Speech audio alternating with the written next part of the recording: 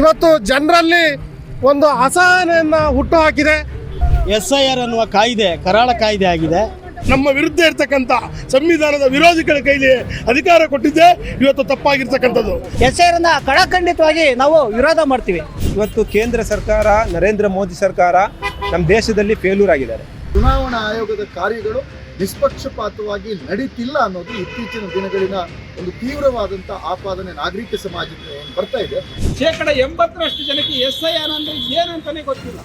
ಅಸಂವಿಧಾನಿಕವಾಗಿ ಅನೈತಿಕವಾಗಿ vote ಚೋರಿ ಮಾಡಿ ಅಧಿಕಾರದಲ್ಲಿರುವಂತವರು ಇವರು ನಿಜವಾದ ನಿಷ್ಠುರರು. SIR ಅನ್ನೋದು ಇಡೀ ದೇಶದಲ್ಲಿ ನಡೀತಾ ಇದೆ. ಮತದಾನದ ಕಳ್ತನ, ಮ್ಯಾಪಿಂಗ್ ಅದು ಕೂಡ ನಿಮ್ಮ ವೋಟ್ ಸೇಫ್ ಅಲ್ಲ. ಸಂವಿಧಾನಕ್ಕೆ ವಿರುದ್ಧವಾಗಿದೆ ಮತ್ತು ಪ್ರಜಾಪ್ರಭುತ್ವ ವ್ಯವಸ್ಥೆಗೆ ಮಾರಕವಾಗಿದೆ. ತಮಗೆಲ್ಲ ಗೊತ್ತೇ ಇದೆ, ಡಾಕ್ಟರ್ ಬಾಬಾ ಸಾಹೇಬ್ ಅಂಬೇಡ್ಕರ್ ಅವರು ಏನು ರಾಜಪ್ರಭುತ್ವದಿಂದ ಪ್ರಜಾಪ್ರಭುತ್ವವನ್ನು ಸ್ಥಾಪನೆ ಮಾಡಬೇಕು ಅಂತೇಳಿ ರಾಷ್ಟ್ರಪತಿಯಿಂದ ಹಿಡಿದು ಒಬ್ಬ ಸಾಮಾನ್ಯ ದನಕಾಯನಿಗೂ ಕೂಡ ಒಂದು ಓಟನ್ನು ನೀಡುವುದರ ಮುಖಾಂತರ ಸಮಾನ ಓಟನ್ನು ಜಾರಿಗೊಳಿಸಿದರು. ಆದರೆ ಅದನ್ನು ಹತ್ತಿಕ್ಕುವಂಥ ಒಂದು ಪ್ರಯತ್ನದ ಭಾಗವಾಗಿ ಇಂದು ಕೇಂದ್ರ ಸರ್ಕಾರ ಈ ಒಂದು ಮತದಾರರ ಸಮಗ್ರ ಪರಿಷ್ಕರಣೆ ಎನ್ನುವ ಭೂತವನ್ನು ನಮ್ಮೆಲ್ಲರ ಮೇಲೆ ಹೇರುವುದರ ಮುಖಾಂತರ ಇವತ್ತು ಜನರಲ್ಲಿ ಒಂದು ಅಸಹನೆಯನ್ನು ಹುಟ್ಟುಹಾಕಿದೆ. ಇದನ್ನು ನಾವೆಲ್ಲರೂ ಖಂಡತುಂಡವಾಗಿ ವಿರೋಧಿಸಿಕೊಂಡು ಬಂದಿದ್ದೇವೆ. ನಾವು ಏನು ಭಾರತೀಯ ರಾಷ್ಟ್ರೀಯ ಕಾಂಗ್ರೆಸ್ ಪಕ್ಷದ ವತಿಯಿಂದಲೂ ಕೂಡ ಇದರ ಬಗ್ಗೆ ಸಾಕಷ್ಟು ಚರ್ಚೆ ವಿಮರ್ಶೆಗಳು ನಡೀತಾ ಇದ್ದಾವೆ. ಇದನ್ನು ನಾವೆಲ್ಲರೂ ಖಂಡತುಂಡವಾಗಿ ಖಂಡಿಸ್ತೇವೆ ಅನ್ನೋದನ್ನು ಈ ಮೂಲಕ ನಾನು ಹೇಳುವುದರ ಮುಖಾಂತರ ಈ ಜನಜಾಗೃತಿ ಜಾಥಾ ಇಡೀ ಕರ್ನಾಟಕ ರಾಜ್ಯಾದ್ಯಂತ ಯಶಸ್ಸನ್ನು ಕಾಣಲಿ. SIR ವಿರೋಧಿ ಜಾಥಾಕ್ಕೆ ಮೂಡಿಗೆರೆ ಜನತೆ ಪರವಾಗಿ ಸ್ವಾಗತ ಕೋರ್ತೀವಿ. ಒಳ್ಳೆ ಜಾಥಾ ಇದು, ಜನಜಾಗೃತಿ ಆಗಬೇಕಾಗಿದೆ. SIR ಅನ್ನುವ ಕಾಯ್ದೆ ಕರಾಳ ಕಾಯ್ದೆ ಆಗಿದೆ. ಸಾಮಾನ್ಯ ಜನರಿಗೆ, ದಲಿತ, ಆದಿವಾಸಿ, ಅಲ್ಪಸಂಖ್ಯಾತರನ್ನು ಮತದಾನದಿಂದ ಹೊರಗಿಟ್ಟು ಈ ದೇಶದ ಪ್ರಜೆಗಳಲ್ಲ ಅವ್ರನ್ನ ಬಂಧಿಸಿ ಜೈಲಿನಲ್ಲಿಡುವಂಥ ಒಂದು ತಂತ್ರಗಾರಿಕೆ RSSನ BJP ಸರ್ಕಾರದ ಕಾರ್ಯಯೋಜನೆ ಆಗಿದೆ. ಈಗಾಗಲೇ ಅಸ್ಸಾಮಿನಿಂದ ಶುರುವಾಗಿ ಇಡೀ ದೇಶಾದ್ಯಂತ ವ್ಯಾಪಿಸಿದೆ. ಬಿಹಾರ ಚುನಾವಣೆಯಲ್ಲಿ, ಪಶ್ಚಿಮ ಬಂಗಾಳ ಚುನಾವಣೆಯಲ್ಲಿ, ಎಲ್ಲ ಚುನಾವಣೆ ಸಂದರ್ಭದಲ್ಲೂ ಕೂಡ ಅವರಿಗೆ ಗೆಲುವಾಗ್ತಿದೆ. ಈ ಗೆಲುವಿನ ಹಿಂದೆ ಇರುವಂಥದ್ದು ಈ ತಂತ್ರಗಾರಿಕೆ. ಪರ್ಮನೆಂಟಾಗಿ ದೇಶದಲ್ಲಿ ಅಧಿಕಾರದಲ್ಲಿ ಇರಬೇಕು, ಜೊತೆಗೆ ವಿದೇಶಿ ಬಂಡವಾಳ ಏನಿದೆಯಲ್ಲ ಆ ಬಂಡವಾಳವನ್ನು ಬೆಂಬಲವಾಗಿ ತಗೊಂಡು ಅವರ ಗುಲಾಮಗಿರಿ ಮಾಡೋದು ಇವ್ರ ಕೆಲಸ ಆಗಿದೆ. ಹಾಗಾಗಿ ಈ SIR ಅನ್ನೋದು ಪ್ರಜಾಪ್ರಭುತ್ವ ವಿರೋಧಿ, ಸಂವಿಧಾನ ವಿರೋಧಿ. ಸರ್ಕಾರ ಕೂಡಲೇ ಕೈ ಬಿಡಬೇಕಂತೇಳಿ ಒತ್ತಾಯನ ಮಾಡ್ತಿದ್ದೀವಿ. ನರೇಂದ್ರ ಮೋದಿಯ ನೇತೃತ್ವದ ಈ BJP ಸರ್ಕಾರ SIR ಅಂತ ಕಾನೂನನ್ನು ತಂದು ಇವತ್ತು ಆದಿವಾಸಿಗಳು, ಇವತ್ತು ದಲಿತರು, ಇವತ್ತು ಅಲ್ಪಸಂಖ್ಯಾತರು, ಹಿಂದುಳಿದ ವರ್ಗದವರು ಅವರ ಹೆಣ್ಣು ಕೂಡ ಇವತ್ತು ದೊಡ್ಡ ಪ್ರಜಾಪ್ರಭುತ್ವವನ್ನು ಹೊಗ್ಗಲೆ ಮಾಡತಕ್ಕಂಥ ಕೆಲಸವನ್ನು ಮಾಡಿದೆ. ಅದನ್ನು ನಾವು ಎಲ್ಲರೂ ಕೂಡ ನಾನು ಮತ್ತೊಮ್ಮೆ ಬಯಸ್ತೇನೆ. ಒಂದು ದೇಶದ ಅಧಿಕಾರವನ್ನು ಜಾರಿಬೇಕಂದ್ರೆ ಸಂವಿಧಾನವನ್ನು ಜಾರಿ ಮಾಡ್ತಕ್ಕಂಥ ಪಕ್ಷಗಳು ಅಧಿಕಾರಕ್ಕೆ ಬಂದರೆ ಇಂಥ ಕಾನೂನುಗಳನ್ನು ವಿರೋಧ ಮಾಡಬೇಕಾಗ್ತದೆ. ಇಲ್ಲಾಂತಂದರೆ ನಾವೆಲ್ಲರೂ ಕೂಡ ಬರೀ ಹೋರಾಟಕ್ಕೆ ಸೀಮಿತವಾಗಿ ಚುನಾವಣೆಗಳು ಬಂದಾಗ ನಾವು ನಮ್ಮ ವಿರುದ್ಧ ಇರ್ತಕ್ಕಂಥ ಸಂವಿಧಾನದ ವಿರೋಧಿಗಳ ಕೈಲಿ ಅಧಿಕಾರ ಕೊಟ್ಟಿದ್ದೆ ಇವತ್ತು ತಪ್ಪಾಗಿರ್ತಕ್ಕಂಥದ್ದು. ಆ ಕಾರಣಕ್ಕಾಗಿ ಮುಂದಿನ ದಿನಗಳಲ್ಲಿ ನಾವು ಸಂವಿಧಾನವನ್ನು ಜಾರಿ ಮಾಡ್ತಕ್ಕಂಥ ಪಕ್ಷವನ್ನು ಅಧಿಕಾರವನ್ನು ಎಲ್ಲ ಜಾತ್ಯತೀತ ನಿಲುವಿರ್ತಕ್ಕಂಥ ಪಕ್ಷಗಳಿಗೆ ಅಧಿಕಾರ ಕೊಟ್ಟರೆ ಇಂಥ ಕಾನೂನುಗಳನ್ನು ಕಿತ್ತು ಬಿಸಾಡ್ತಕ್ಕಂಥ ಕೆಲಸವನ್ನು ನಾವು ಮಾಡಬೇಕಾಗ್ತದೆ. 100% ಶುದ್ಧ ಶ್ರೀಗಂಧ ಎಣ್ಣೆಯಿಂದ ತಯಾರಾಗಿದೆ. ಅಸಲಿ ಉತ್ತಮಿಕೆಯನ್ನು ಹೊಂದಿದೆ. ಮೈಸೂರು ಸ್ಯಾಂಡಲ್ ಸೋಪ್, ನನ್ನ ರಾಯಲ್ ಬ್ಯೂಟಿ ರಿಚುವಲ್. ದೇಶಾದ್ಯಂತ ಭಾರತ ಸರ್ಕಾರ ಕೈಗೊಂಡಿರ್ತಕ್ಕಂಥ SIR ಜನವರಿ ವಿರೋಧಿಯಾಗಿದೆ, ಸಂವಿಧಾನಕ್ಕೆ ವಿರುದ್ಧವಾಗಿದೆ ಮತ್ತು ಪ್ರಜಾಪ್ರಭುತ್ವ ವ್ಯವಸ್ಥೆಗೆ ಮಾರಕವಾಗಿದೆ. ಇದನ್ನು ನಾವು ಸಂಪೂರ್ಣವಾಗಿ ಜಾತ್ಯತೀತ ಮನೋಭಾವನೆ ಹೊಂದಿರತಕ್ಕಂಥ ರಾಜಕೀಯ ಪಕ್ಷ ಆಗಿರ್ತಕ್ಕಂಥ, ದೇಶಕ್ಕೆ ಸ್ವಾತಂತ್ರ್ಯ ತಂದುಕೊಂಡಂಥ ಕಾಂಗ್ರೆಸ್ ನೇತೃತ್ವದಲ್ಲಿ ಉಳಿದೆಲ್ಲ ನಮ್ಮ ಬಹುಜನ ಸಮಾಜ ಪಕ್ಷ ಮತ್ತು ಕಮ್ಯುನಿಸ್ಟ್ ಪಕ್ಷ ಮತ್ತು ಎಲ್ಲ ಪ್ರಗತಿಪರ ಸಂಘಟನೆಗಳು ಇದಕ್ಕೆ ಬೆಂಬಲವನ್ನು ಕೊಟ್ಟಿದ್ದಾರೆ. ಇದು ಜನರಿಗೆ ಸಂಪೂರ್ಣ ಅವರ ಅಧಿಕಾರವನ್ನು ಕಿತ್ತುಕೊಳ್ತಕ್ಕಂಥ ಕೆಲಸ ಇದೆ. ಇವತ್ತು ಬಿಹಾರದಲ್ಲಿ, ತದನಂತರ ಮೊನ್ನೆ ನಡೆದಂಥ 5 ರಾಜ್ಯಗಳಲ್ಲಿ, ಅದಕ್ಕೆ ಮೊದಲು ನಡೆದಂಥ ಮಹಾರಾಷ್ಟ್ರದಲ್ಲಿ ಸಂಪೂರ್ಣ ಜನರ ಮತವನ್ನು ಕದ್ದು ಇವತ್ತು ದೇಶದ ರಾಜಕೀಯ ವ್ಯವಸ್ಥೆಯನ್ನು ಅಸ್ತವ್ಯಸ್ತಗೊಳಿಸ್ತಾ ಇದ್ದಾರೆ. ಪ್ರಜಾಪ್ರಭುತ್ವಕ್ಕೆ ಅವಮಾನ ಮಾಡ್ತಿದ್ದಾರೆ ಮತ್ತು ಜನರಿಗಾಗಿ ನಡೀತಕ್ಕಂಥ ಸರ್ಕಾರದೊಳಗಡೆ ಇಂಥ ಒಬ್ಬ ಪ್ರಧಾನಿ 12ನೇ ವರ್ಷ ಅಂತ ಮೊನ್ನೆ ನೆಹರಿಗೆ ನಾನು ಅವರ ದಾಖಲೆಯನ್ನು ಮೀರಿದ್ದೇನೆ ಅಂತಕ್ಕಂಥದ್ದು. ಇದು ಯಾವ ವಿಚಾರದಲ್ಲಿ ದಾಖಲೆ ಮೀರಿರ್ತಕ್ಕಂಥದ್ದು? ಏನಿಲ್ಲದ ಕಾಲದಲ್ಲಿ ಪ್ರಧಾನಿಯಾಗಿ ಈ ರೋಡನ್ನೇನು ಮೋದಿ ಮಾಡಿದ್ರ, ಅಥವಾ ಈ ದೇಶಕ್ಕೆ ಸಾರಿಗೆ ವ್ಯವಸ್ಥೆನ ಅವ್ರು ತಂದ್ರ, ಅಥವಾ ಕರೆಂಟನ್ನು ಅವ್ರು ತಂದು ಕೊಟ್ರ? ಏನೂ ಇಲ್ಲ. ಇವೆಲ್ಲ ಬಗ್ಗೆ ಸಣ್ಣ ರಸ್ತೆ ಇದನ್ನು ಅಗಲ ಮಾಡಿರ್ಬೋದು, ಬಿಟ್ಟರೆ ಅವರು ಮಾಡಿದ್ದು ಹೊಸದಾಗಿ ಏನಿಲ್ಲ. ಇದ್ದವನ್ನೆಲ್ಲ ಈ ದೇಶದಲ್ಲಿ ಗೊತ್ತಿದೆ ನಿಮಗೆ, ಮಾರ್ಕೊಂಡು ದೇಶವನ್ನು ಇಂಥ ಪರಿಸ್ಥಿತಿಗೆ ತಂದಿಟ್ಟಿದ್ದಾರೆ. ಇವತ್ತು ಪೆಟ್ರೋಲಿಯಮ್ಮು, ಡೀಸೆಲ್ಲು, ಪ್ರತಿಯೊಂದು ಬೆಲೆ, ಗ್ಯಾಸ್ ಅಂತೂ ಸಿಗೋಂಗಿಲ್ಲ. ನನಗೆ ಮೊನ್ನೆ ಯಾರೋ ಬಂದಿರೋ ಕಾಫಿ ಕೊಡಿದ್ರೆ ಗ್ಯಾಸ್ ಇಲ್ಲ ಅಂದ್ರೆ ನಮ್ಮ ಮಿಸ್ಸಸ್ಸು, ಸತ್ಯ ಹೇಳ್ತಾ ಇದ್ದೀನಿ. ಇಂಥ ಪರಿಸ್ಥಿತಿ ಒಬ್ಬ ಮಾಜಿ ಮಂತ್ರಿ ನಮಗೆ ಆಗಿರಬೇಕಾದ್ರೆ ಸಾಮಾನ್ಯ ಜನರಿಗೆ ಏನಾಗಿರ್ಲಿಕ್ಕಿಲ್ಲ. ಇವು ಕರ್ನಾಟಕದಲ್ಲಿ ಹೆಸರಂತಕ್ಕಂಥ ಒಂದು ಕೋಮುವಾದಿ ನಿಲುವು ನಡೆಯೋದಿಲ್ಲ. ಕರ್ನಾಟಕ ಅನ್ನೋದು ಬಸವಾದೀಶರು ಆಳಿದಂಥ ನಾಡು, ಕುವೆಂಪು ಆಳಿದಂಥ ನಾಡು. 12ನೇ ಶತಮಾನದಲ್ಲಿ ಈ ಅನುಭವ ಉಂಟಾದ ಮುಖಾಂತರ ಅವತ್ತೇ ಪ್ರಜಾಪ್ರಭುತ್ವದ ಕಲ್ಪನೆಯನ್ನು ಇಡೀ ಪ್ರಪಂಚಕ್ಕೆ ಕೊಟ್ಟಂತಹ ಕರ್ನಾಟಕದಲ್ಲಿ ನಿಮ್ಮ ಹೆಸರು ನಡೆಯೋದಿಲ್ಲ. ಏಕೆಂದರೆ ಚರಿತ್ರೆಯ ಪುಟಗಳನ್ನು ನೋಡಿದಾಗ ರಾಜನ ಮಗ ರಾಜ ಆಗ್ತಿದ್ದ, ಮಂತ್ರಿ ಮಗ ಮಂತ್ರಿ ಆಗ್ತಿದ್ದ. ರಾಜ ಮಹಾರಾಣಿಯರು ದರ್ಬಾರನ್ನು ಮಾಡ್ತಾಯಿದ್ರು. ಅದನ್ನು ವಿರೋಧಿಸಿ ಪ್ರಜಾಪ್ರಭುತ್ವ ಬಂದಂಥ ನಂತರ ಮತದಾನದ ಹಕ್ಕನ್ನು ಕೊಟ್ಟಂಥ ಡಾಕ್ಟರ್ ಬಾಬಾ ಸಾಹೇಬ್ ಅಂಬೇಡ್ಕರ್ ಅವರು ಸಂವಿಧಾನದಲ್ಲೇ ಸೇರಿಸಿದ್ದಾರೆ. 18 ವರ್ಷ ತುಂಬಿದಂಥ ಎಲ್ಲರೂ ಕೂಡ ಮತ ಹಾಕಬೇಕು, ಮತದಾರರ ಮುಖಾಂತರ ಈ ದೇಶನ ಆಳ್ಬೇಕು ಅಂತಕ್ಕಂಥ ಒಂದು ಚುನಾವಣಾ ಆಯೋಗದ ಮುಖಾಂತರ ಸಂವಿಧಾನದಲ್ಲೇ ಸೇರ್ಪಡೆ ಮಾಡಿದ್ದಾರೆ. ಆದರೆ ಇವತ್ತು ಕೋಮುವಾದಿ BJP ಅಂತ ಸರ್ಕಾರಗಳು ಮತದಾರರನ್ನೇ ಖರೀದಿಸಿ ಶಾಶ್ವತವಾಗಿ ಅಧಿಕಾರವನ್ನು ನಡೆಸಲಿಕ್ಕೋಸ್ಕರ SR ಮುಖಾಂತರ ಇವತ್ತು ಇಡೀ ದೇಶದಲ್ಲಿ ಅಲ್ಪಸಂಖ್ಯಾತರು, ದಲಿತರು, ಆದಿವಾಸಿಗಳನ್ನ ಮೂಲೆ ಗುಂಪು ಮಾಡಿ SR ಮುಖಾಂತರ ದೇಶದಿಂದ ಹೊರವಡ್ತಕ್ಕಂಥ ಈ ಒಂದು ಹುನ್ನಾರವನ್ನು ನಾವು ಸಹಿಸೋದಿಲ್ಲ. SR ಅನ್ನ ಕಡಖಂಡಿತವಾಗಿ ನಾವು ವಿರೋಧ ಮಾಡ್ತೀವಿ. SIR ಎನ್ನುವಂಥ ಒಂದು ಮತದಾರರ ಪರಿಷ್ಕರಣಾ ಪಟ್ಟಿಯನ್ನು ತಂದಿದ್ದಾರೆ. ಇವತ್ತು ನಮ್ಮ ದೇಶದಲ್ಲಿ ಇವತ್ತು ಈ ರೀತಿಯಾದಂಥ ಕಾನೂನು ಇದ್ರಿಗಿಂತ ಮುಂಚಿತವಾಗಿ ಕೇಂದ್ರ ಸರ್ಕಾರ NRC ತಂದರು, CAA ತಂದರು, ರೈತರ ವಿರೋಧಿ ಕಾನೂನನ್ನು ತಂದರು, ವಕ್ಫ್ ಅಮೆಂಡ್ಮೆಂಟ್ ಬಿಲ್ ಇದನ್ನು ತಂದರು. ಈಗ SIR ಅನ್ನುವಂಥ ಒಂದು ಮತದಾರರ ಪಟ್ಟಿಯ ಪರಿಷ್ಕರಣೆಯನ್ನು ಮಾಡ್ತಾ ಇದ್ದಾರೆ. ಇಲ್ಲಿ ನಾವು ಆಲೋಚನೆ ಮಾಡಬೇಕು. ಇವತ್ತು ಕೇಂದ್ರ ಸರ್ಕಾರ, ನರೇಂದ್ರ ಮೋದಿ ಸರ್ಕಾರ ನಮ್ಮ ದೇಶದಲ್ಲಿ ಫೇಲ್ಯೂರ್ ಆಗಿದ್ದಾರೆ. ಯಾಕೆ ಹೇಳ್ತಿದ್ದೀನಿ ಅಂತ ಹೇಳಿದ್ರೆ, ಯಾವ ಅಭಿವೃದ್ಧಿ ಕೂಡ ಇಲ್ಲ ನಮ್ಮ ದೇಶದಲ್ಲಿ. ಏನೂ ಇಲ್ಲದಂತಹ ಈ ಅಭಿವೃದ್ಧಿಯಲ್ಲಿ ಇವತ್ತು ಈ ರೀತಿಯಾದಂತಹ ಕಾನೂನನ್ನು ತಂದು ಜನರ ದಾರಿಯನ್ನು ತಪ್ಪಿಸುವಂಥ ಕೆಲಸ ಇವತ್ತು ಮೋದಿ ಸರ್ಕಾರ, ಕೇಂದ್ರ ಸರ್ಕಾರ ಮಾಡ್ತಾ ಇದೆ. ಇವತ್ತು ನಾವು ಜನರು ಕೂಡ ಅರ್ಥ ಮಾಡ್ಕೋಬೇಕು. ಈ SIR ಎನ್ನುವುದುಂಟಲ್ಲ, ಇದು ಯಾವ ರೀತಿ ಇದೆ ಅಂತ ಹೇಳಿದ್ರೆ, ನಾವು ಇವತ್ತು ನನ್ನ ಉದಾಹರಣೆ ಕೂಡ ಹೇಳ್ತೀನಿ. ನನ್ನ ತಂದೆ 2000 ಇಸ್ವಿಯಲ್ಲಿ ತೀರೋಗಿದ್ದಾರೆ. ಆದರೆ ನನ್ನ ತಾಯಿ ಉಳಿದಿರೋ ಕಾರಣದಿಂದ ನನಗೆ ಮ್ಯಾಪಿಂಗ್ ಮಾಡಲಿಕ್ಕೆ ಸಾಧ್ಯವಾಯಿತು BLO ಹತ್ರ. ಅದೇ ನನ್ನ ತಾಯಿನೂ ತೀರೋಗ್ತಿದ್ರೆ ನಾನು ಮ್ಯಾಪಿಂಗ್ ಎಲ್ಲಿಂದ ಮಾಡಿಸೋದು? ನಮ್ಮ ಅಜ್ಜ ಯಾವಾಗಲೂ ತೀರೋಗಿರ್ತಾರೆ. ನಮ್ಮ ತಂದೆ ತೀರೋಗಿ ತಾಯಿನೂ ಕೂಡ ತೀರೋಗಿದ್ರೆ ನಾನು ಮ್ಯಾಪಿಂಗ್ ಮಾಡಿಸ್ಲಿಕ್ಕೆ ಆಗ್ತಿದ್ದಿಲ್ಲ. ನನ್ನ ನೋಟು ಕೂಡ ಇವತ್ತು ಕಳೆದು ಹೋಗ್ತಾ ಇತ್ತು. ಅದೇ ರೀತಿ ಇವತ್ತು ನಮ್ಮ ದೇಶದ ಎಷ್ಟು ಜನರ ಓಟ್ ಇವತ್ತು ಹೋಗಿರ್ಬೋದು, ನಾವು ಆಲೋಚನೆ ಮಾಡಬೇಕಲ್ವಾ. ಮೊಟ್ಟ ಮೊದಲನೇದಾಗಿ ಎಲ್ಲ ಸಂಘಟನೆಯವರು, ಎಲ್ಲ ಜಾತ್ಯತೀತ ಪಕ್ಷದವರು ಮತ್ತೆ ಇಲ್ಲಿರ್ತಕ್ಕಂಥ ಎಲ್ಲ ಹೋರಾಟಗಾರರು ನಮ್ಮನ್ನ ಅಭೂತಪೂರ್ವವಾಗಿ ಸ್ವಾಗತ ಮಾಡಿದ್ದಕ್ಕೆ ನಾವು ಮೊಟ್ಟ ಮೊದಲನೇದಾಗಿ ನಿಮ್ಮೆಲ್ಲರಿಗೂ ಕೂಡ ಧನ್ಯವಾದಗಳನ್ನ ಅರ್ಪಿಸ್ತಿದ್ದೀವಿ. ಮತ್ತೆ ಅದರ ಜೊತೆಗೆ ಇವತ್ತೇನು ಈ SIRನ ಹೆಸರಿನಲ್ಲಿ ಪ್ರಜಾತಂತ್ರವನ್ನ ಕೊಲೆ ಮಾಡೋದಕ್ಕೆ, ಪ್ರಜಾತಂತ್ರವನ್ನ ಕಗ್ಗೊಲೆ ಮಾಡೋದಕ್ಕೆ ಈ ಕೇಂದ್ರದ BJP ಫ್ಯಾಸಿಸ್ಟ್ ಸರ್ಕಾರ ಹೊರಟಿದೆ.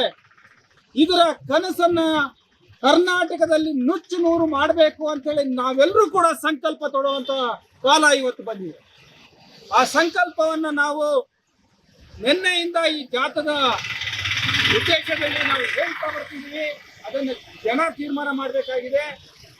ಜನರಿಗೆ SIR ಅಂದ್ರೆ ಏನು ಅನ್ನೋದನ್ನ ನಾವು ಎಲ್ರಿಗೂ ಮನದಟ್ಟು ಮಾಡಬೇಕಾಗಿದೆ. ಬಹಳಷ್ಟು ಜನ ಅಂತ ಹೇಳಿದ್ರೆ 80% ಜನಕ್ಕೆ SIR ಅಂದ್ರೆ ಏನಂತಾನೆ ಗೊತ್ತಿಲ್ಲ.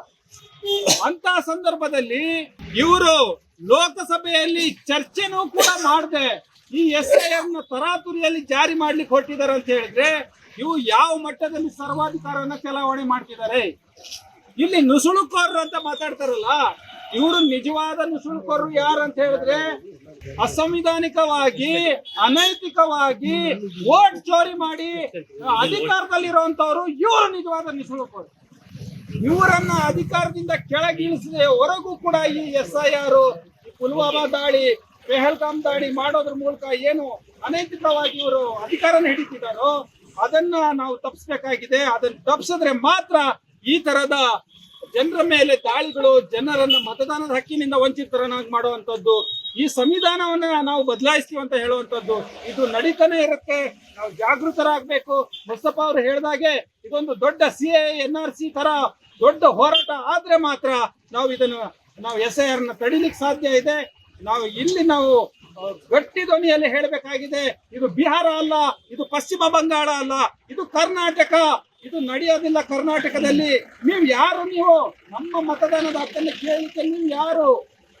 ನಿಮಗೆ ಏನ್ ರೈಟ್ಸ್ ಇದೆ ನಮ್ಮ ಮತದಾನದ ಹಕ್ಕನ್ನು ಕೇಳಲಿಕ್ಕೆ? ನಾವು ನೂರಾರು ವರ್ಷಗಳಿಂದ ಈ ನೆಲದಲ್ಲಿ, ಈ ಮಣ್ಣಿನಲ್ಲಿ, ಈ ಮಣ್ಣಿನ ಪ್ರತಿ ಕಣದಲ್ಲೂ ಗೊತ್ತಿದೆ ನಾವು ಯಾರು, ಈ ನೆಲದ ವಾಸಿಗಳು ಅಂತೇಳಿ. ಅವ್ರು ನಮ್ಮನ್ನ ಪ್ರಶ್ನೆ ಮಾಡಕ್ಕೆ ಯಾರು? ಬಿಜೆಪಿ ಹೇಳ್ದಂಗೆ ಕೇಳ್ತಾ ಬಿಜೆಪಿಯವರಿಗೆ ಯಾರು ವೋಟ್ ಹಾಕ್ತಾರೆ ಅವ್ರಿಗೆ ಮಾತ್ರ ಮತದಾನವನ್ನ ಮಾಡ್ತಾ, ಮತದಾನದ ಹಕ್ಕನ್ನು ಕೊಡ್ತಾ, ಯಾರು ಬಿಜೆಪಿ ವಿರುದ್ಧವಾಗಿ ಮಾತಾಡ್ತಿದ್ದಾರೆ, ಯಾರು ಬಿಜೆಪಿ ವಿರುದ್ಧ ಹೇಳಿಕೆ ಕೊಡ್ತಾ ಇದ್ದಾರೆ ಅವರ ಮತವನ್ನು ಕದಿಲಿಕ್ಕೆ ಪ್ರಯತ್ನ ನಡೀತಾ ಇದೆ. ಉದಾಹರಣೆಗೆ ನಮ್ಮ ಹತ್ರ ಎಲ್ಲ ಇದೆ, ID ಕಾರ್ಡ್ ಇದೆ, ವೋಟರ್ ಲಿಸ್ಟ್ ಇದೆ ಮತ್ತು ರೇಷನ್ ಕಾರ್ಡ್ ಇದೆ. ಆದರೂ ಕೂಡ ಕೇಳ್ತಾರೆ, ಏನಂತ ಕೇಳ್ತಾರೆ ಅಂತಂದರೆ, ನೀವು ವೋಟರ್ಗೆ ನಿಮ್ಮ ಹೆಂಡತಿಗೂ ನಿಮಗೂ ಇದು ವ್ಯತ್ಯಾಸ ಇದೆ, ಈ ವೋಟನ್ನು ತಗೊಳಕ್ಕಾಗಲ್ಲ ಅಂತ. ಆದರೆ ಪುರೋಹಿತ ಶಾಹಿಗಳ, ಕೋಮುವಾದಿಗಳ ಅವ್ರು ಯಾರೂ ಕೇಳಲ್ಲ, ಅವ್ರು ಎಲ್ಲಿಗೂ ಕೇಳಲ್ಲ. ಎಲ್ಲರೂ ಕೂಡ ವೋಟನ್ನು ಅವ್ರನ್ನ ಸೇರಿಸ್ಕೊಳ್ತಾರೆ. ಅಲ್ಲಿ ಆದಿವಾಸಿಗಳನ್ನು, ದಲಿತರನ್ನ, ಹಿಂದುಳಿದ ವರ್ಗದನ್ನ, ಅಲ್ಪಸಂಖ್ಯಾತರನ್ನ ಕಡೆಗಣಿಸ್ತಾ ಬಂದಿದ್ದಾರೆ. ಹಾಗಾಗಿ ಈ SIR ಅನ್ನೋದು ಇಡೀ ದೇಶದಲ್ಲಿ ನಡೀತಾ ಇದೆ. ಮತದಾನದ ಕಳ್ತನ. ಈ BJPಯವರು ನೇರವಾಗಿ ಗೆಲ್ಲಕ್ಕೆ ಆಗದಿದ್ದರಿಂದ ಮತದಾನವನ್ನು ಯಾರು BJP ಮತ ಹಾಕ್ತಾರೆ ಅವ್ರನ್ನ ಮತವನ್ನು ರದ್ದು ಮಾಡಿ ಅವರಿಗೆ ಯಾರು ವೋಟ್ ಹಾಕ್ತಾರೆ ಆ ಮತದಾರವನ್ನು ತಗೊಳ್ಳೋದು ಮುಖಾಂತರ SIR ಅಂತಲ್ಲ ಇದು ಜಾರಿ ಮಾಡಿಕೊಟ್ಟಿದ್ದಾರೆ. ಈ SIR ಜಾರಿ ಮಾಡಿದಾಗ ನಾವೆಲ್ಲರೂ ಕೂಡ ಜಾಗೃತರಾಗಬೇಕು. ಈ SIRಲಿ ಯಾರದೇ ಒಂದೇ ಒಂದು ವೋಟನ್ನು ಮಿಸ್ ಆಗದಾಗ ನಾವು ನೋಡ್ಕೋಬೇಕು. ಒಂದು ವೇಳೆ ನಮ್ಮ ವೋಟನ್ನು ಕಡೆಗಣಿಸಿದ್ದೆ ಆದರೆ ನಾವೆಲ್ಲರೂ ಕೂಡ ಜಾಗೃತರಾಗಿ ಮತದಾನದ ವಿರುದ್ಧವಾಗಿ ಏನು SIR ಬರ್ತಾ ಇದ್ದಾರೆ ಅಧಿಕಾರಿಗಳ ವಿರುದ್ಧವಾಗಿ, ಈ ಕೇಂದ್ರ ಸರ್ಕಾರದ ವಿರುದ್ಧವಾಗಿ ನಾವೆಲ್ಲರೂ ಕೂಡ ಹೋರಾಟ ಮಾಡಬೇಕು. ಮ್ಯಾಪಿಂಗ್ ಮಾಡಿಸ್ತಾ ಇದ್ದೀವಿ, ಮ್ಯಾಪಿಂಗ್ ಆಗಿದೆ ಅನ್ನೋ ಒಂದು ಉದ್ದೇಶದಲ್ಲಿ ತಾವೆಲ್ಲರಿದ್ದೀವಿ. ಯಾವುದೇ ಕಾರಣಕ್ಕೂ ಯಾವುದೇ ಒಬ್ಬ ವ್ಯಕ್ತಿಯ ಮ್ಯಾಪಿಂಗ್ ಆದರೂ ಕೂಡ ಸ್ಪೆಲ್ಲಿಂಗ್ ಮಿಸ್ಟೇಕ್ ಇದ್ದರೂ ಕೂಡ ತಮ್ಮ ಓಟ್ಗಳನ್ನು ಇವರು ಕದೀತಾ ಇದ್ದಾರೆ. ಮ್ಯಾಪಿಂಗ್ ಆದರೂ ಕೂಡ ನಿಮ್ಮ ಓಟ್ ಸೇಫ್ ಅಲ್ಲ. ಹಾಗಾಗಿ ಈ ಹೋರಾಟ ಏನು ನಡೀತಾ ಇದೆ, ನಾವು NRC CAA ಮಟ್ಟದಲ್ಲಿ ಏನು ಹೋರಾಟಗಳು ನಡೆಸಿದ್ವು ಇದೇ ನಿಟ್ಟಿನಲ್ಲಿ ಈ ಹೋರಾಟ ನಡೆಸಬೇಕು. ಯಾಕೆಂತ ಹೇಳಿದ್ರೆ CAA ನಮ್ಮ ದೇಶದಲ್ಲಿ ಜಾರಿ ಆಗಿದೆ. CAA ಮುಖಾಂತರ ಏನು ಮುಸಲ್ಮಾನರು ಹೊರತುಪಡಿಸಿ ಬೇರೆ ಏನು ಅನ್ಯ ಧರ್ಮರಿದ್ದಾರೆ ಅವ್ರಿಗೆಲ್ಲ CAA ಮುಖಾಂತರ ಈ ದೇಶದಲ್ಲಿ ಅವ್ರಿಗೆ ಸಿಟಿಜನ್ಶಿಪ್ನ ಕೊಡ್ತಾ ಇದ್ದಾರೆ. ಅದೇ ರೀತಿಯಲ್ಲಿ ಈ NRC ಅನ್ನೋದು ರದ್ದಾಗಿದೆ. NRC ರದ್ದಾಗಿದ್ದು ಹೇಗೆ ಅಂತ ಹೇಳಿದರೆ ಈ ಪ್ರತಿಭಟನೆ ಮುಖಾಂತರ. ನಮಗೆ ಬೇರೆ ಯಾವುದೇ ದಾರಿ ಇಲ್ಲ. ನಮಗೆ ಈ ರೀತಿ ಪ್ರತಿಭಟನೆ ಮಾಡೋ ಒಂದೇ ದಾರಿ ಇರೋದು. ಪ್ರತಿಭಟನೆ ಮಾಡೋ ಮುಖಾಂತರ ಈ SIR ಈ ಪ್ರಜಾಪ್ರಭುತ್ವ ವ್ಯವಸ್ಥೆಯನ್ನು ಹಾಳು ಮಾಡುವಂಥದ್ದು, ಪ್ರಜಾಪ್ರಭುತ್ವ ವ್ಯವಸ್ಥೆಯನ್ನು ಕತ್ತಿಸಿಕೊಳ್ಳುವಂಥದ್ದು ಈ ವ್ಯವಸ್ಥೆ ಮಾಡ್ತೀರಲ್ಲ, ಈ ವ್ಯವಸ್ಥೆಗೆ ನಾವು ಈಗಲೇ ಕೂಡ ಒಂದು ಇದನ್ನ ಹೇಳ್ತಾ ಇದ್ದೇನೆ. ಒಂದು ವೇಳೆ ನೀವು ಈ SIRನ ರದ್ದು ಮಾಡದೇ ಇದ್ದರೆ ಇದೇ ರೀತಿ ಏನು NRC CAA ಮಟ್ಟದಲ್ಲಿ ನಾವು ಪ್ರತಿಭಟನೆ ಮಾಡಿದ್ದು ಇದೇ ನಿಟ್ಟಿನಲ್ಲಿ ನಾವು ದೇಶಾದ್ಯಂತ ಪ್ರತಿಭಟನೆ ಮಾಡೇ ಮಾಡ್ತೀವಿ. ನೀವು ನೋಡ್ತಿರ್ಬೋದು, ಮುಂದೆ ಇದು ಪಶ್ಚಿಮ ಬಂಗಾಳ ಆಯಿತು, ಕೇರಳ ಆಯಿತು, ತಮಿಳುನಾಡು ಆಯಿತು, ಬಿಹಾರ ಆಯಿತು, ಇಲ್ಲೆಲ್ಲೂ ಲಕ್ಷಾಂತರ ಓಟುಗಳನ್ನು ಕದ್ದಾಗಿದೆ. ಒಂದು ವಿರೋಧ ಇದೆ. ವಿರೋಧ ಯಾಕೆ ಅಂದರೆ ಇಂಟೆನ್ಸಿವ್ ರಿವಿಷನ್ ಅಂದರೆ ತೀವ್ರ ಪರಿಷ್ಕರಣೆ ಅನ್ನುವಂಥದ್ದು ಯಾವಾಗಲೂ ನಡೀತಾ ಇರ್ತಕ್ಕಂಥ ಕಾರ್ಯಕ್ರಮ. ಅದು ಸ್ವತಂತ್ರ ಬಂದ ನಂತರದಿಂದಲೂ ಅದು ನಡೀತಲೇ ಇದೆ. ಅದು ತೀವ್ರ ಪರಿಷ್ಕರಣೆ ಅನ್ನುವಂಥದ್ದು ಇವರಿಗೆ ಸೇರಿಸಿರ್ತಕ್ಕಂಥದ್ದು SIR ಅಂದರೆ ಸ್ಪೆಷಲ್ ಇಂಟೆನ್ಸಿವ್ ರಿವಿಷನ್ ಅನ್ನೋದೇನಿದೆ, ಇದರೊಳಗೆ ಎಲ್ಲ ರೀತಿಯ ವಿಶೇಷದ ಬದಲು ದೇವನೂರು ಮಹಾದೇವ ಅವರು ಬರೆದಂತೆ ನೋಟ್ ಮಾಡಿದಂತೆ ವಿಕಾರತೆ ಹೆಚ್ಚು ಅಡಗಿದೆ. ಈ ವಿಕಾರತೆಯ ಫಲ ಏನು ಅಂತಂದರೆ ಅದರ ಬೇಸಿಕ್ ಹಂತವಾಗಿರ್ತಕ್ಕಂಥ ಮ್ಯಾಪಿಂಗ್. ಅದನ್ನು ನಾನು ಪ್ರಾರಂಭದಿಂದ ಹೇಳ್ತಿದ್ದೀನಿ. ಆ ಮ್ಯಾಪಿಂಗಿನ ಸಫರರ್ ನಾನೇನೆ. ನಂದು ಡಾಕ್ಟರ್ 2002ರಲ್ಲಿ ನಾನು ಓಟಿದ್ದಿದ್ದು ಅಗ್ಲಗಂಡಿಲಿ ಉಪೇಂದ್ರನ. ನನಗೆ ಮ್ಯಾಪಿಂಗ್ ಆಗಿದೆ ಅಂತ ಇಲ್ಲಿ BLO ಹೇಳ್ತಾರೆ. ಮ್ಯಾಪಿಂಗ್ ಮಾಡಿದ್ದಾರೆ. ಯಾರ ಜೊತೆ ಮ್ಯಾಪಿಂಗ್ ಮಾಡಿದ್ದಾರೆ ಅಂದರೆ ನನ್ನ ಹೆಸರು ಸುಧೀರ್ ಅನ್ನೋರ ಜೊತೆನೇ ಮ್ಯಾಪಿಂಗ್ ಮಾಡಿದ್ದಾರೆ. ಆದರೆ ಅವರು ಸುಧೀರ್ ಅವ್ರ ತಾಯಿ ಅವ್ರು ಯಾರೊಬ್ರು ರತ್ನಮ್ಮ ಅಂತಿದೆ. ನಂದೆಲ್ಲೂ ತಾಯಿ ಹೆಸರು ನಾನು ನಮೂದು ಮಾಡಿಲ್ಲ, ಹಾಲಪೆಟ್ಟೆ ಅಂತ ಇದೆ. ಆದರೆ ಅದನ್ನ ಗಮನಿಸಿ ಅವ್ರಿಗೆ ಹೋಗಿ ಹೇಳಿದಾಗ ಅವರು ಅದನ್ನ ಅನ್ಮ್ಯಾಪ್ ಮಾಡ್ತಾರೆ.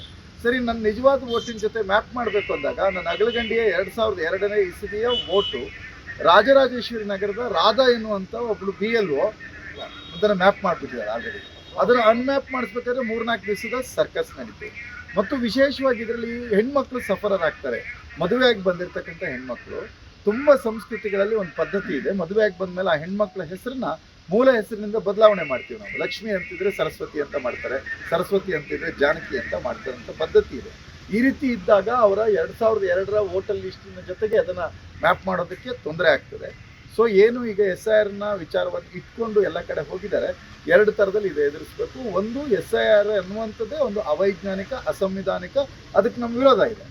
ವಿರೋಧ ಇದ್ಮೇಲೂ ಇದನ್ನು ಈಗ ಅವ್ರು ಮಾಡ್ಲಿಕ್ಕೆ ಹೊರಟಿದ್ದಾರೆ ಪ್ರೋಸೆಸ್ನವರು, ಯಾರು ಎಲೆಕ್ಷನ್ ಕಮಿಷನ್ ಅವರು. ಹಾಗಾಗಿ ಇದನ್ನು ಹೇಗೆ ಎದುರಿಸಬೇಕು ಅನ್ನೋದು ಇವೆರಡನ್ನೂ ಇಟ್ಕೊಂಡು ಮೋಸ್ಟ್ಲಿ ಈ ಜಾಥಾ ಹೊರಟಿದೆ ಅಂತ ಅಂದ್ಕೊಳ್ತಾರೆ. ಎಲ್ಲರೂ ಇದ್ದಾರೆ, ನವೀನ್ ಕರ್ವಾನೆ ಎಲ್ಲರೂ ಸ್ನೇಹಿತರು ಬಂದರು, ಬದ್ರಿಯಾ ಮೊಹಮ್ಮದ್ ಅವರು ಬಂದರು, ಮಾವಲಣ್ಣ ಎಲ್ಲರೂ ಬಂದರು. ಒಂದು ಜಾಗೃತಿಯನ್ನು ನಿರಂತರವಾಗಿ ಮಾಡೋಣ. ಮೋಸ್ಟ್ಲಿ ನಾವು ಒಂದು ಪಕ್ಷವಾಗಿಯೂ ಸಹಿತ ಜಿಲ್ಲಾ ಕಾಂಗ್ರೆಸ್ ಅಧ್ಯಕ್ಷರು ಈ ಬಗ್ಗೆ ಏನೇನನ್ನ ಸ್ಟೆಪ್ಸನ್ನು ತಗೊಳ್ಬೇಕು ಪಕ್ಷದ ಆಂತರಿಕ ವಿಚಾರದೊಳಗೆ ಅದನ್ನು ಆಲ್ರೆಡಿ ಅದನ್ನು ಮಾಡ್ತಕ್ಕಂಥ ಕೆಲಸ ರಾಜ್ಯದಿಂದ ಹಿಡಿದು ಜಿಲ್ಲೆಯವರೆಗೂ ಆಗಿದೆ. ಆದರೆ ಇದು ಏನು ಈ ಜಾಥವನ್ನು ಹಿಡ್ಕೊಂಡು ಹೊರಟಿದ್ದೀರಿ, ಇದರಲ್ಲಿ ಪ್ರಶ್ನೆ ತುಂಬ ಸತಿ ಜಾಗೃತ ಕರ್ನಾಟಕ ಹಿಡ್ಕೊಂಡು ಹೊರಟಿದ್ದಾರೆ ಅಂದರೆ ಬೇರೆ ಬೇರೆ ಪಕ್ಷದವ್ರು ಬರ್ತಾ ಇಲ್ಲ, ಯಾಕಂತ ಗೊತ್ತಿಲ್ಲ.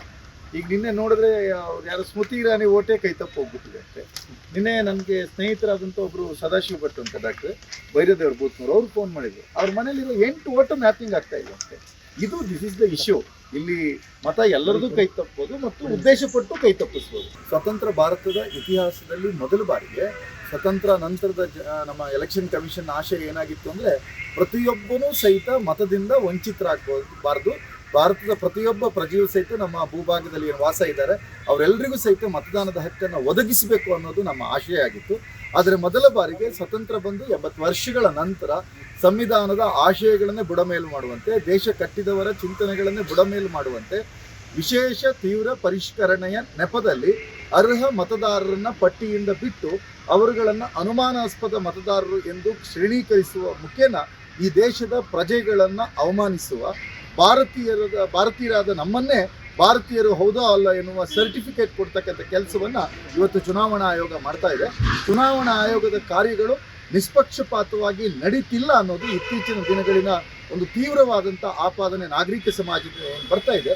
ಆ ನಾಗರಿಕ ಸಮಾಜದ ಹಕ್ಕೊತ್ತಾಯದ ಭಾಗವಾಗಿಯೇ ಸಹಿತ ಈ ಜಾಥಾ ಹೊರಟಿದೆ. ಈ ಜಾಥಾಕ್ಕೆ ಸಾಮಾಜಿಕ ಕಾರ್ಯಕರ್ತರಾಗಿ, ಸಾಮಾಜಿಕ ಹೊಣೆಗಾರಿಕೆಯನ್ನು ಹೊಂದಿದವರಾಗಿ, ರಾಜಕೀಯ ಪಕ್ಷದ ಕಾರ್ಯಕರ್ತರಾಗಿಯೂ ಸಹಿತ ಪ್ರತಿಯೊಬ್ಬರೂ ಸಹಿತ ಬೆಂಬಲಿಸಬೇಕು. ಈ ಮತದ ಹಕ್ಕಿನ ಪ್ರಶ್ನೆ ಬಂದಾಗ ಇದು ಕೇವಲ ವಿರೋಧ ಪಕ್ಷದ ಪ್ರಶ್ನೆ ಮಾತ್ರ ಅಲ್ಲ, ಆಡಳಿತ ಪಕ್ಷ ಅಂತ ಗುರುತಿಸಿಕೊಂಡಿರುವ, ಮುಂದೆಲ್ಲವೂ ನಾವೇ ಆಳುವವರು ಅಂತ ಹೇಳುವ ಬೆಂಬಲಿಗರ ಮತಗಳೂ ಸಹಿತ ತಾಂತ್ರಿಕ ಕಾರಣಗಳಿಗಾಗಿ ಡಿಲೀಟ್ ಆಗಿ ಹೋಗಬಹುದಾದಂಥ ಸಾಧ್ಯತೆಗಳಿರೋದ್ರಿಂದ ಪ್ರತಿಯೊಬ್ಬ ಭಾರತೀಯನೂ ಸಹಿತ ಇದರ ಬಗ್ಗೆ ಎಚ್ಚರಿಕೆಯಿಂದಿರಬೇಕು. ಮೊದಲು ಮತದಾನದ ಹಕ್ಕನ್ನು ಕೊಡುವುದು ಚುನಾವಣಾ ಆಯೋಗದ ಕರ್ತವ್ಯ ಆಗಿದ್ದರೆ ಈ ತೀವ್ರ ಪರಿಷ್ಕರಣೆಯ ಮುಖೇನ ಮತದಾನದ ಹಕ್ಕನ್ನು ಕಿತ್ತುಕೊಳ್ಳುವ ಕಾರ್ಯ ಚುನಾವಣಾ ಆಯೋಗ ಮಾಡ್ತಿದೆ. ಅದನ್ನು ನಾಗರಿಕ ಸಮಾಜದಾಗಿ ಜವಾಬ್ದಾರಿಯುತವಾದಂಥ ನಾಗರಿಕರಾಗಿ ನಾವು ಅದನ್ನು ಪ್ರತಿರೋಧಿಸಬೇಕು ಮತ್ತು ಜಾಗೃತರಾಗಬೇಕು. ಹೇಗೆ ಇದನ್ನು ಎದುರಿಸಬೇಕು ಅಧಿಕಾರಿಗಳ ಮುಖೇನ ಅದನ್ನು ಮಾಡಬೇಕು. ಮತ್ತು ಈ ಜಿಲ್ಲೆಗೆ ಬಂದಿರತಕ್ಕಂಥ ಹೊಸದಲ್ಲಿ ನಾನು ಹೇಳ್ತಾ ಇದ್ದೇನೆ, ನಮ್ಮ ಜಿಲ್ಲಾಡಳಿತ ಸಹಿತ ಮ್ಯಾಪಿಂಗನ್ನು ನಾವು 97-98% ಅಂತ ಏನು ತೋರಿಸ್ತಿದ್ದಾರೆ ಅದು ಅವೈಜ್ಞಾನಿಕವಾಗಿದೆ. ಮ್ಯಾಪಿಂಗ್ ಅನ್ನುವಂಥ ಪ್ರಿಲಿಮಿನರಿ ಕಾರ್ಯ ಏನಿದೆ ಅದನ್ನೇ ಲೋಪದಿಂದ ಮಾಡಿದ್ದಾರೆ ಅನ್ನುವಂಥದ್ದನ್ನು ಸಹಿತ ನಾವು ಈ ಸಂದರ್ಭದಲ್ಲಿ ಗಂಭೀರವಾಗಿ ಹೇಳ್ತೇವೆ. ಅದನ್ನು ಜಿಲ್ಲಾಡಳಿತಕ್ಕೆ ಬೇಕಾದರೆ ಪ್ರತಿ BLOಗಳ ಮುಖೇನ, ಅವ್ರ ಆ್ಯಪ್ಗಳ ಮುಖೇನ ನಾವು ಅದನ್ನು ಡೆಮಾನ್ಸ್ಟ್ರೇಟ್ ಮಾಡಲಿಕ್ಕೆ ಸಹಿತ ಒಂದು ಜವಾಬ್ದಾರಿಯುತವಾದಂಥ ರಾಜಕೀಯ ಕಾರ್ಯಕರ್ತರಾಗಿ ನಾವು ತಯಾರಿದ್ದೇವೆ. ಮತ್ತಷ್ಟು ವಿಶೇಷ ವಿಡಿಯೋಗಳನ್ನು ನೋಡಲು ಮತ್ತು ಹೊಸ ವಿಡಿಯೋಗಳ ಬಗ್ಗೆ ತಿಳಿಯಲು ಈ ದಿನ .com ಯೂಟ್ಯೂಬ್ ಚಾನೆಲ್ ಸಬ್ಸ್ಕ್ರೈಬ್ ಮಾಡಿ ಮತ್ತು ಬೆಲ್ ಐಕಾನ್ ಕ್ಲಿಕ್ ಮಾಡಿ.